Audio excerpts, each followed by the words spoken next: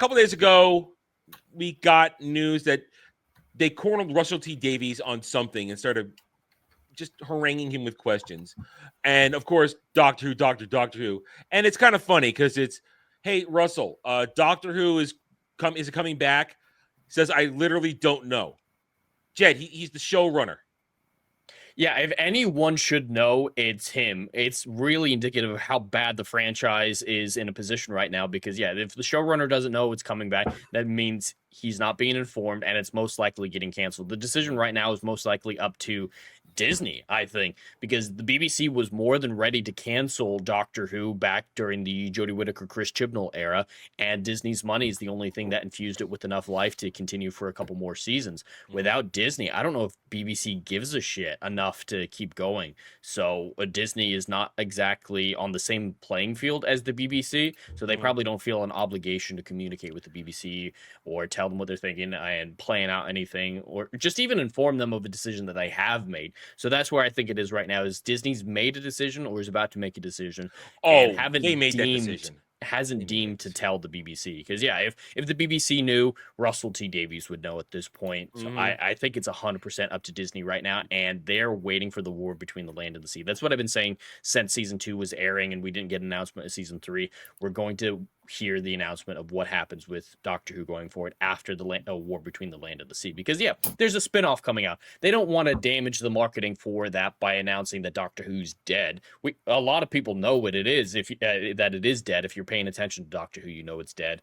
But it is the right decision. I do agree with the decision to wait until after the war between the land and the sea from a marketing perspective. I'd love to make fun of them and mock them and watch war between the land and the sea utterly fail, but it is the decision that makes sense in my mind, at least. I agree because here we get cornered by Pilot TV. Russell Davies, showrunner of Doctor Who, has said he is not part of the ongoing conversations, which is also, that's not a good sign. If you're not including the showrunner, if Disney isn't sitting down and saying, well, listen, you run the show, what do you think? If they haven't contacted him, that's a bad sign because really bad sign, especially because he's not just the showrunner. He is the head of the production studio. The production rights have moved from the BBC to Bad Wolf Productions, his production company, and Disney is footing the bill with the international distribution and whatnot. So he should be even more involved than just as the showrunner. He's a studio head in this discussion. They all have to go to him to actually make the shit. So yeah, if he's not involved, that's really bad. Yeah. He was asked repeatedly, numerous times, what the status of the BBC's flagship sci-fi show was following the conclusion of its most recent season, the departure of its lead actor, Ncuti Gatwa, and no sign of an imminent renewal from co-funding partner Disney. The response Davies repeatedly said is he did not know what was happening as conversations relating to its future were out of his hands. And Jed, what you just said, that it shouldn't be out of his hands. He should be consulted. Because and remember, Bad Wolf owned by Sony. That means if they're not even bringing Sony into the conversation, that means they don't want to have him. Now, remember, Disney already has deals with Sony. That may be the fact that Disney doesn't want to make another deal with Sony like they have with Spider-Man. So maybe it's like, you know what? We're happy where we are. Let's not deepen our bonds any further, where Sony gets more money than we do. All that kind of fun stuff. Because let's be honest, the rights to Doctor Who, it's a pie, and many people have a slice now.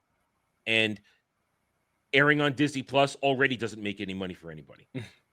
So a lot of people own pieces of the pie, but no one actually wants to own the pie. Well, it's made by it's a shit pie.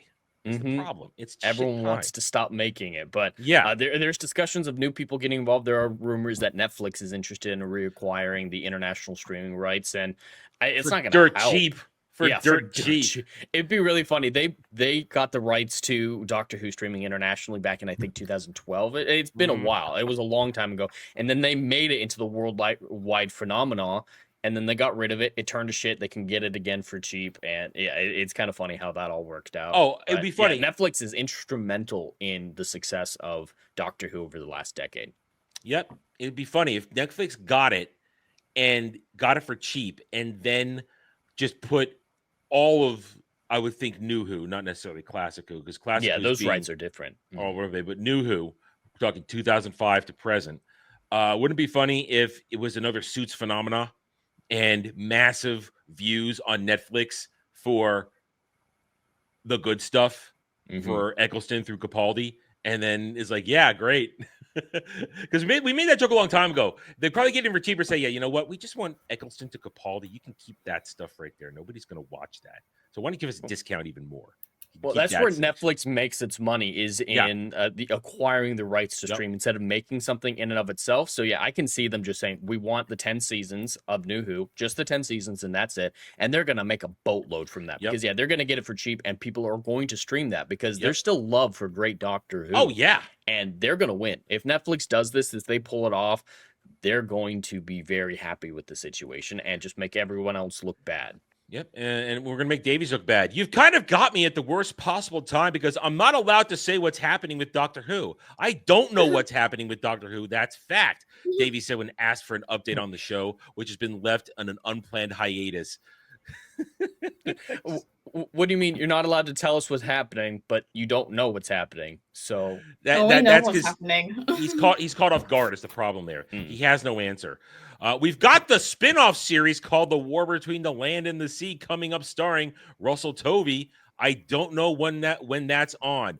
We don't even have a release date for that. I know it's this fall, but I assumed he'd at least know when that's coming out. Yeah. Well, by the way, that's a terrible title. I don't think I've said that publicly. The War Between the Land and the Sea is a mouthful. Yeah. It's not easy to say. Yeah, it's not. It's just, we don't, I mean, what is it even about? If you're not Sea Devils versus Unit. But I'm saying, if you haven't been tuned in, it doesn't tell you anything. It tells you nothing. It doesn't even get you intrigued.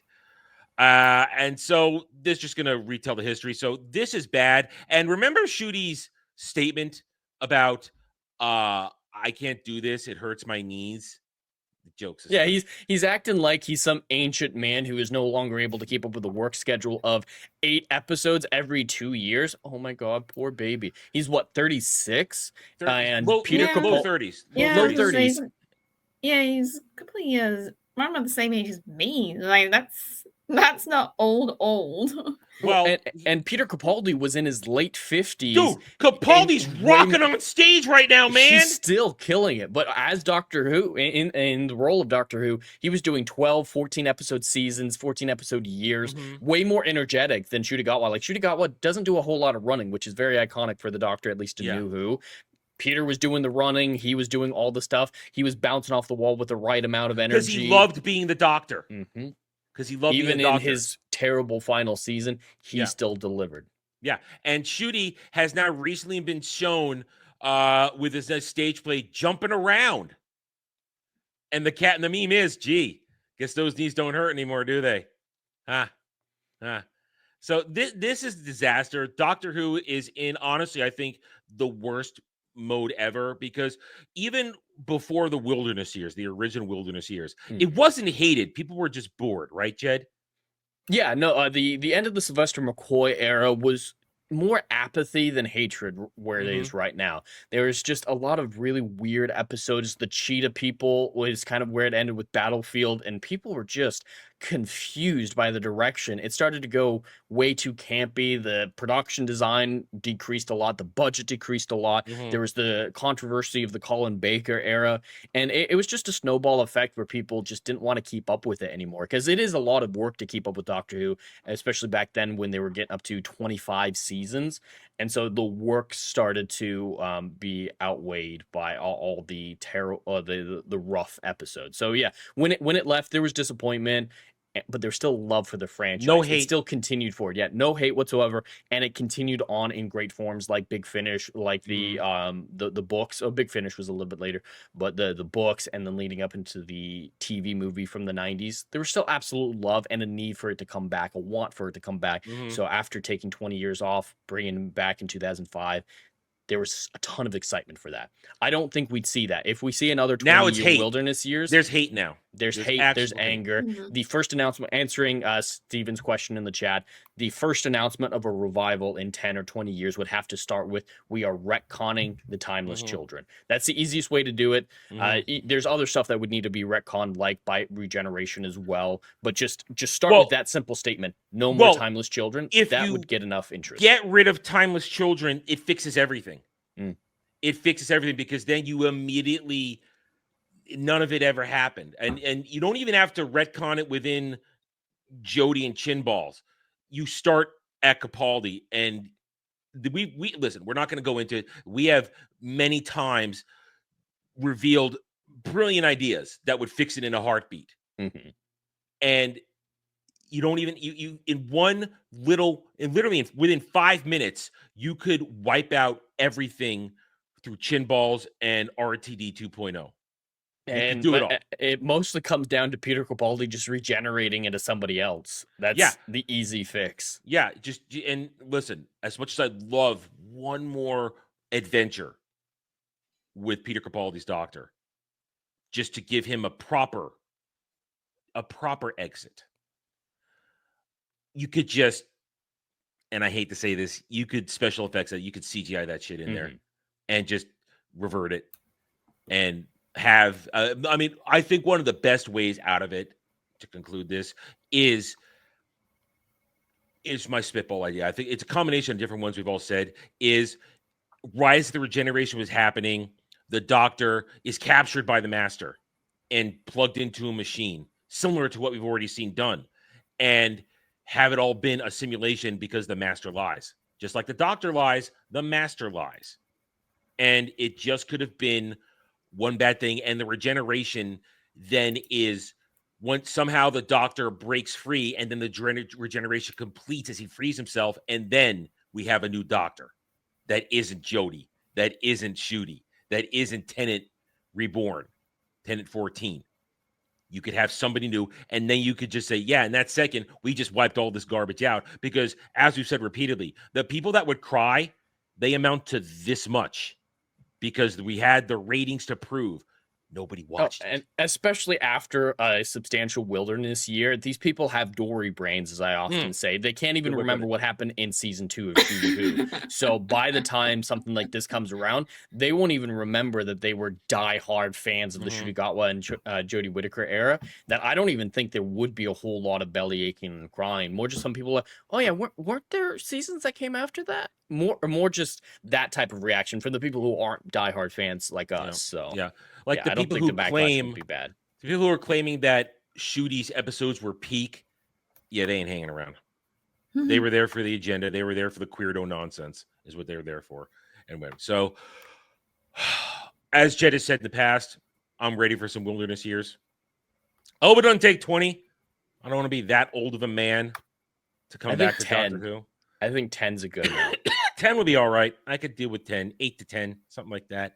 And then somebody brilliant come along. Because listen, if Russell C. Davies could do it, I'm sure there's somebody else out there. And I know I've said in the past that it would need somebody with some sort of legitimacy. Well, what legitimacy did RTD have when he started to do this? None. All he had was a queer show before that, because that's what his experience is in. So you know what? I've changed my thoughts on that. Wilderness years, let somebody else with a really good idea and an actual ability to take the pulse of the true fandom and know what we want. Not J. Michael Straczynski, by the way. No. JMS just needs to rest on what little of his laurels are left and not do anything ever again. He's put done. On reruns of Babylon 5 and call it a day. Yeah, first 4 seasons, you're good. Anyway, so there you go. Wilderness years, bring them on. I'm ready for it. Thanks for watching, everyone. If you enjoyed the video, hit that like button, subscribe to the channel. Check out my gaming channel at Renaissance Nerd Arcade and follow me on X Twitter under @TheRedNerd. Thanks again for watching. Take it easy.